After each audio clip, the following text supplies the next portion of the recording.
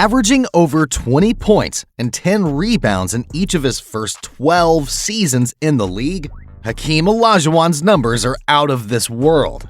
As the NBA's all-time leading shot blocker and 8th on the career steals list, by far the highest for a center, the Dream can say with conviction that he was the greatest defensive center ever. As impressive as the numbers are, they don't do Olajuwon justice. Hakeem played the game with an elegance that had to be seen to be believed.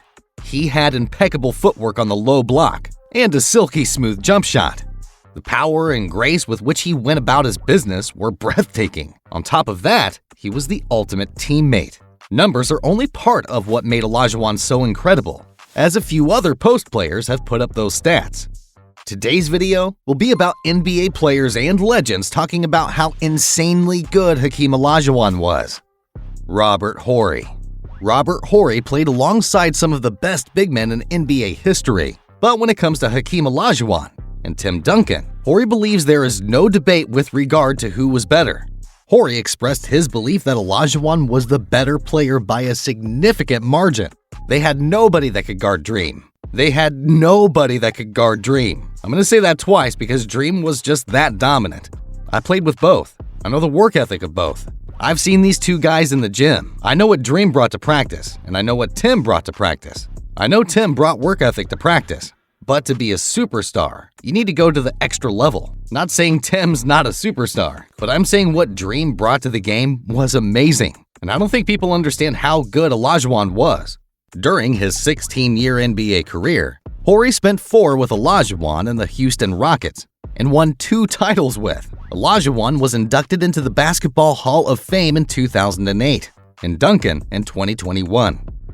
Shaquille O'Neal. Shaquille O'Neal recently made it to the 75th anniversary team, and during the ceremony, Shaq made an emotional speech in which he honored Hakeem Olajuwon, who also made it to the 75th anniversary team. Shaq has been regarded by many for revolutionizing the role of a center in the NBA. He was one of the most dominant players of his time and bossed the role of a center for around 2 decades. However, Shaq, during his 4-minute speech, admitted that he wasn't as good as former Rocket star Hakeem Olajuwon. It was a very emotional moment for me because of the guys that are greater than me. I can't believe that I'm sitting next to him. You want to look at myself play? I was not as good as Hakeem. I wasn't even as good as Chief. Olajuwon was a dominant center, and O'Neal's statement wasn't surprising.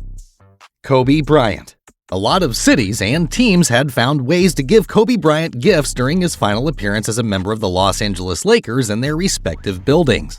I'm not sure any gift could have been as rewarding to Kobe as getting to thank Hakeem Olajuwon after Bryant's final game in Houston.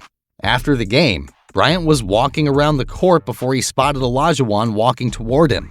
Kobe immediately raised his arms, made a quick move toward Hakeem, and gave him a hug. They got to share a very cool moment with 2 of the greatest players ever celebrating each other's careers. Thank you.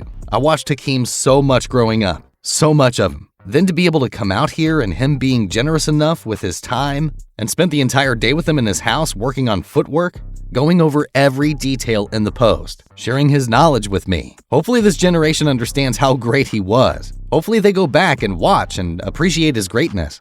I just wanted to thank him. Greg Anthony. In one of the videos produced in honor of Hakeem's inclusion on the NBA 75 team, Greg Anthony praised the legendary big man. But in the process of mentioning everything we already know about Olajuwon's greatness, Anthony singled out the most underrated part of his on-court skill set. The Dream, man, was kind of a freak of nature. I had never seen a human being that big with his footwork, his quickness, and his instincts. He had the best ball instincts of any big man I'd ever seen, and he also had incredible hands. You know the footwork is legendary, but his instincts, the ability to get deflections, steals, blocks, he was a game changer in so many ways. And he really, in a lot of ways, redefined that position. We talk a lot about positionless basketball in today's era, and the Dream was one of the first that really brought that to the forefront. Hakeem actually confirmed this point about positionless basketball in an article where he talked about his summer before college, when he first came to the United States. Among other things, he said that it was boring to play in the key, and that he would watch guards and be inspired by them. Chris Webber. It's fantastic when you can watch your basketball idols perform almost every single day. But it's even better when you can compete against them in a real game. That is what happened to former NBA player Chris Webber when he matched up against Hakeem Olajuwon in his first NBA game back in 1993. Webber talked about his NBA journey and the first time he realized he was in the big boys league. When he played against him, Hakeem was the NBA's best player since Jordan was retired from basketball playing baseball. Webber was considered the best college player, but even that couldn't prepare him for his first matchup against Hakeem. In that specific season, Hakeem took his game to the next level, seeing the opportunity to win it all with Houston now that Jordan was retired from basketball. He won the MVP later that season, but Webber said that the first game against Hakeem would stick with him forever. The first game I played against Hakeem Olajuwon, I think he was the reigning MVP or something like that. He had 33 that game. I watched the game the other day, and he was just cold.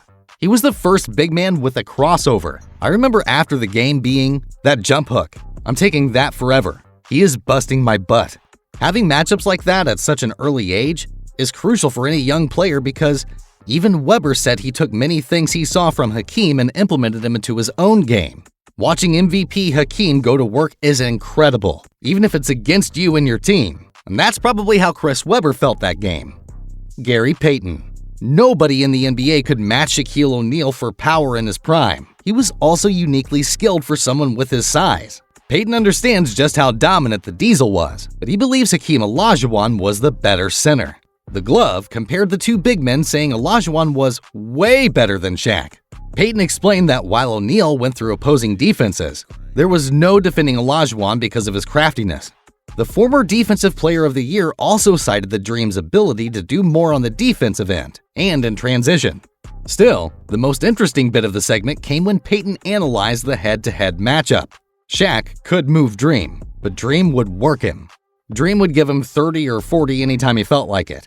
I think Dream was way better. And Shaq had a lot of power. Dream was way better. That's my opinion. The Dream had a lot of shake and bake. He could fade away on you. He shot free throws. He did a lot more. Dream can run the floor really well. With the Dream, Shaq couldn't guard Dream. He could go through Dream, but Dream would work him. The way he won those championships, annihilating everyone in his path on his way to those rings. That makes you say Olajuwon is the best center in the history of the game. Hakeem took home most of the NBA's hardware in the 1993-94 season. Olajuwon became the only player in history to win the regular season MVP, Defensive Player of the Year, and the Finals MVP in the same season. And what's your opinion? Where do you rank Hakeem all time? Is he top 10? I would love to hear what you think, so please let me know in the comments. Oh, and don't forget to like the video and subscribe to our channel for more amazing NBA content.